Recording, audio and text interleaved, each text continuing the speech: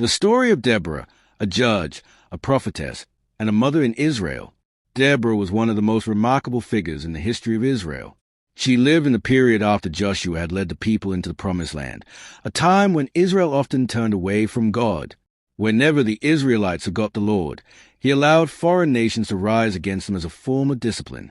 During Deborah's time, Israel was under the oppression of King Jabin of Canaan, whose commander was a mighty warrior named Sisera. Sisera had 900 iron chariots, which were powerful weapons of war in those days. For 20 long years, the Israelites suffered greatly under this oppression, and they cried out to God for deliverance. It was in this dark time that Deborah rose as a leader. She was both a prophetess and a judge. She would sit under a palm tree between Ramah and Bethel, and the people of Israel came to her for guidance and judgment. Deborah was deeply respected because she listened to the voice of God and gave wise and fair counsel. Her strength was not in the sword or the spear, but in her closeness to God and her ability to inspire faith in others. But Deborah's role was greater than simply settling disputes. She was chosen by God to bring deliverance to Israel. One day, she sent for a warrior named Barak from the tribe of Naphtali. She told him that God had commanded him to gather 10,000 men and lead them into battle against Sisera and his army. Yet Barak hesitated. He told Deborah that he would only go if she went with him. His words revealed his fear, but they also showed his respect for Deborah's faith and leadership. Deborah agreed to go with him, but she warned Barak that the honor of victory would not belong to him. Instead, God would deliver Sisera into the hands of a woman. With this assurance, Barak gathered his men at Mount Tabor.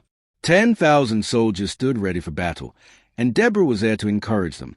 When Sisera heard that the Israelites were gathered, he marched out with his 900 iron chariots and his entire army.